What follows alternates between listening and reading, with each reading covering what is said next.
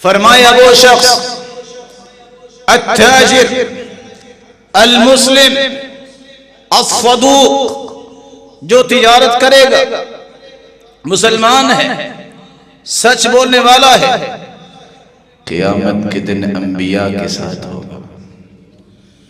آپ نے اصول دیا ان افضل الکسب عمل الرجل بیدی وکل بیع مبرور، سب سے بہترین کسب یہ ہے کہ آپ اپنے ہاتھ سے کام کرو، ایسی تجارت کرو جس میں کوئی شریعت کی ممانعت نہ ہو۔ ان اطیب الکسب، سب سے پاکیزہ رزق یہ ہے۔ اور یہاں تک فرمایا کہ جو فرائض کی پابندی کرتا ہے، کسی سے دھوکہ نہیں کرتا، جھوٹ نہیں بولتا، جب تھکاوٹ کے ساتھ رات کو سوئے گا تو دن بھر کی کمیوں کوتاہیوں کو معاف کروا کے سوئے گا۔ رسول اکرم صلی اللہ علیہ وآلہ وسلم نے چھوٹے چھوٹے ایسے اصول سمجھا دیے جس سے تجارت میں کبھی کمی نہیں آئی۔ فرمایا اذا سمیت الکیل فکلہ، اگر کسی ایسی چیز کو خریدنا اور بیچنا چاہتے ہو جس کا وزن ہو سکتا ہے تو کبھی وزن کے بغیر نہ بیچنا۔ آج تو تجارت کے شہزادے میدان میں اتر آئے، اس ڈھیر کی قیمت کیا ہے؟ اچھا وہ فلاں جگہ پہ چیز پئی ہے، کتنے کی دو؟ فکل ہو، جب تک آپ اس کا وزن نہیں کر لیتے آپ بیچنے اور خریدنے کے بجائے سے۔ اگر پیمائش کرنے والی کوئی چیز ہے تو بغیر پیمائش کے مت بیچو، خریدو۔ وہ چیز جو آپ کے قبضے میں نہیں ہے اس کا سودا نہ کرو، کیونکہ رسول اللہ صلی اللہ علیہ وسلم نے فرمایا کوئی اس بات کا مجاز ہی نہیں ہے کہ اس کا مالک نہیں ہے حتی تستوفیہ حتی تقبضہ، جب تک وہ آپ کی پوزیشن میں چیز نہیں ہے، قبضے میں نہیں ہے، آپ کے ہاتھ میں نہیں ہے، آپ کی کسٹڈی میں نہیں ہے، آپ اس کا سودا نہیں کر سکتے۔ اور ساتھ یہ فرمایا جب کوئی چیز دینے لگو زن و ارج ہے، اگر آپ نے وزن بھی کرنا ہے تو برابر نہیں دینا بلکہ آپ نے زیادہ دینا۔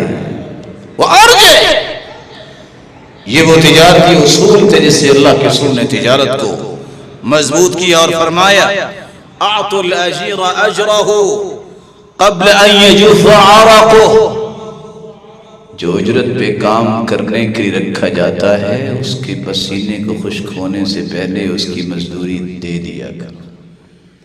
ساتھ یہ بھی فرمایا جس نے کسی کو اجرت پہ رکھا اور مزدوری نہ دی، میں قیامت کے دن خود اس کا کیس اللہ حضر جلال کی بارگاہ میں پیش کروں۔ یہ وہ نظام تھا جس کا نتیجہ یہ نکلا اوکاس کی منڈی ہے، ذوالمجاز کی منڈی ہے، طائف اور مدینہ کی منڈیاں ہیں، اٹلی سے آگے پانی ہے، اس کنارے سے اگر کوئی شخص چلتا تو اس کو نام ہی دو تین یاد تھے، عبد الرحمن بن عوف کے پاس جانا ہے، عثمان کے پاس جانا ہے، سعد بن الربیع کے پاس جانا ہے۔ لوگ پوچھتے کیا وجہ ہے؟ کہتے یہ لوگ نہ تو زندگی میں انہوں نے جھوٹ بولا ہے تجارت میں، یہ دھوکہ کھا تو لیتے ہیں لیکن کسی کو دھوکہ دیتے نہیں ہیں۔ یہی وجہ ہے رسول اللہ صلی اللہ علیہ وآلہ وسلم کے بعد بھی یہی کچھ ہوا، حتیٰ کہ عمر بن عبدالعزیز نے تاجروں کو بلا کے قرض دیا کہ تجارت کو اور بڑھاؤ۔ کبھی حکومت بھی قرض حسنہ دیتی ہے، یہ مثال بھی 1400 سال میں ملتی ہے کہ تجارت کو، اسلام کے تجارتی نظام کو کس قدر مضبوط بنا دیا گیا۔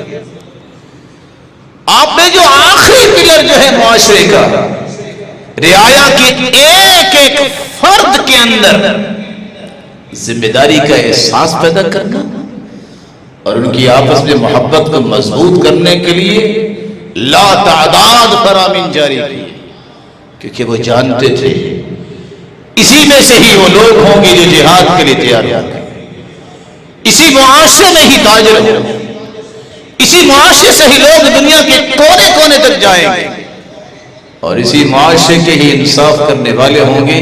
جب تک ان کی آپس میں محبت نہیں ہوگی یہ قوم نہیں بنے گی.